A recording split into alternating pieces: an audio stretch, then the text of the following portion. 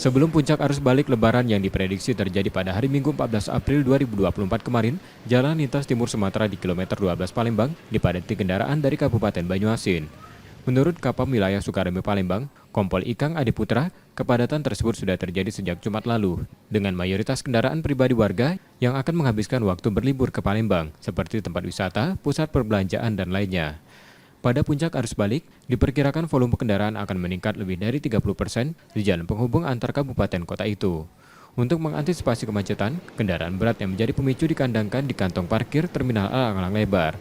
Sejak 4 hari sebelum Lebaran, ratusan kendaraan berat yang kebanyakan mengangkut barang dikandangkan secara situasional, atau sampai kondisi arus lalu lintas di Jalan Nasional Lengang.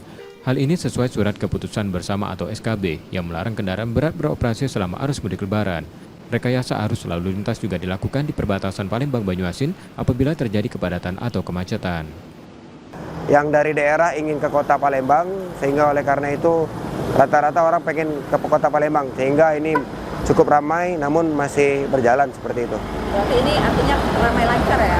Ramai lancar sementara ini, seperti yang bisa dilihat. Namun ini didominasi oleh rata-rata adalah kendaraan-kendaraan pribadi yang ingin berlibur ke kota Palembang. Tak hanya dipadati kendaraan, wilayah tersebut juga ramai mobilitas masyarakat yang berpergian dalam kota.